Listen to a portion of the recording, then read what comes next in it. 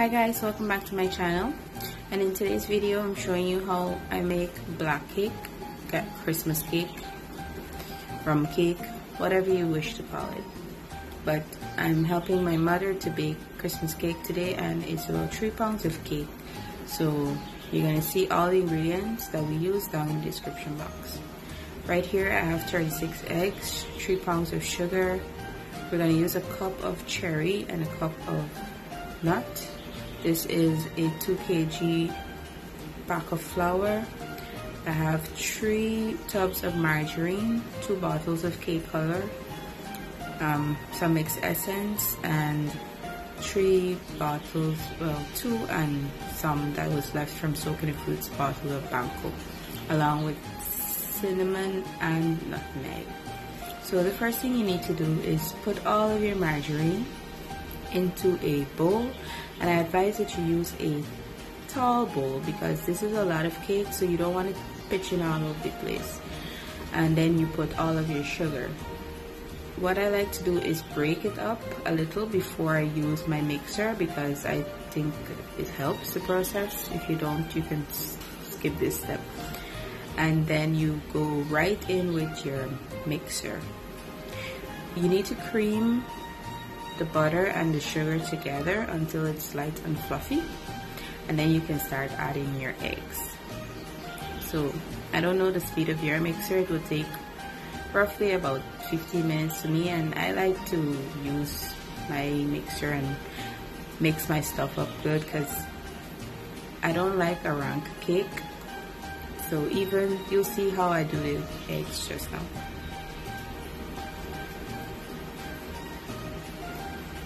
What we do, we crack each egg and then throw it into the blender, but we do it in batches. So this is the first batch with 10 eggs cracked and then 1 teaspoon of vanilla. I would have it blending in the blender for a while to incorporate everything, and then I throw it into the batter. So I mix it up. This is how it looks like, and then we do the next batch of 10. Put also essence inside and then throw it into the batter. Mix it in. You mix it in very good because, as I said, no rank cake. And then we put a tablespoon of lemon rind into the 3rd batch of eggs and mix it up. This is how it looks after the 2nd batch, and now we're throwing the 3rd batch of eggs into it. So the next batch of eggs, which is just 6 eggs,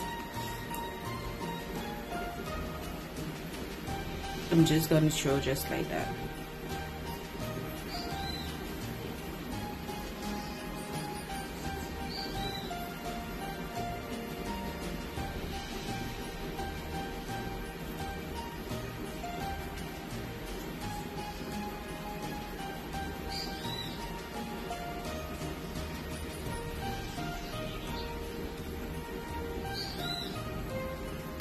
This is about 1.5 cups of cherries that were washed and chopped, and that's a cup of nuts with some Banko. We're putting in there to blend it up. You just need to do it about 10 seconds because you don't want it to be too fine, but if you want it chunky, you could just do it like 5. This is what it looks like after all the eggs have been beaten up with the batter, and now it's time to add your fruits.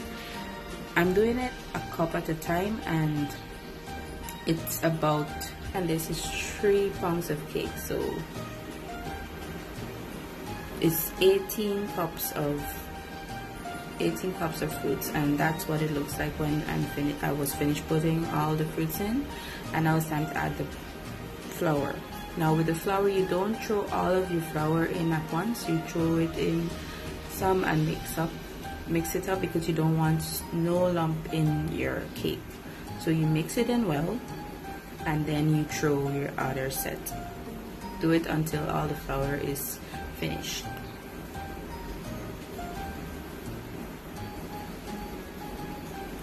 You can add some wine into the batter to help mix it, because as you add the flour, the cake gets thick and it gets a little hard to mix around, so the wine helps with the process.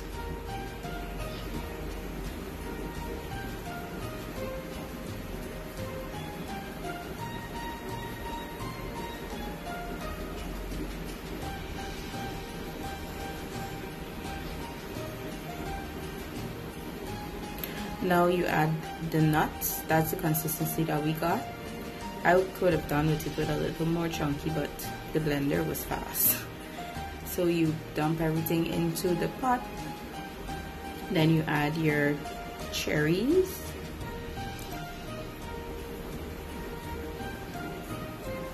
Your nutmeg, your cinnamon, and a little more essence. Then you give it a good mix around.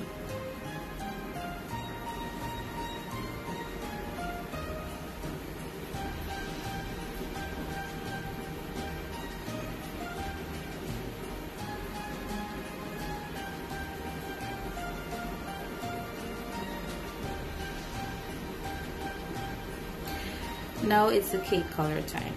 What we like to do, my mother told me that it's going to use both bottles, but she didn't want to put all of it at once, so we did it a cup at a time because each cake color runs different. Some of them are darker than some when you put it into the cake, so you just need to be patient and measure it out a cup at a time or some at a time and mix it in to see what color you want, the desired color that you would like.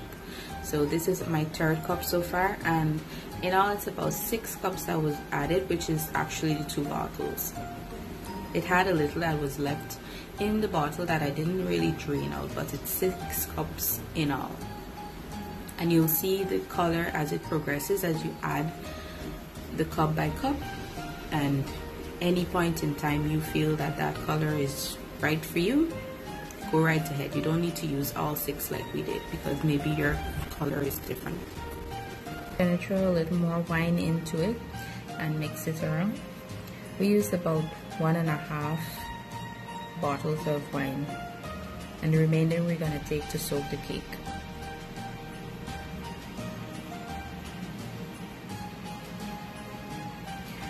Butter your pan and line your cookie tins if you're using those.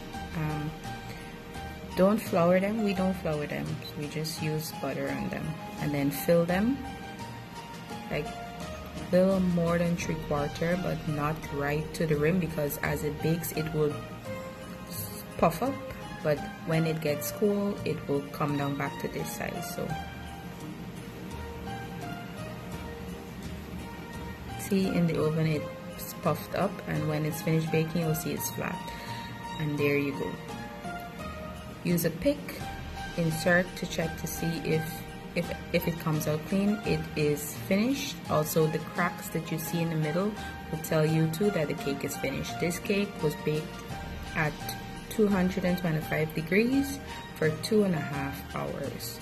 Low and slow, very slow for a black cake. Now we're going to throw the remaining amount of wine on the cake when it's hot. You do this process when it's hot, plus over the days as the cake is there, you can drop a little wine or rum on it as you wish. It tastes better when it's soaked nicely. It's not hard, but you get a very soft cake.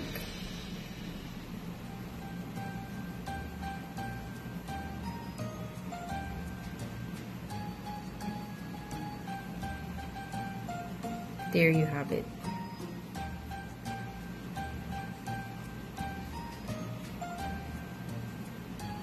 And it tastes really lovely.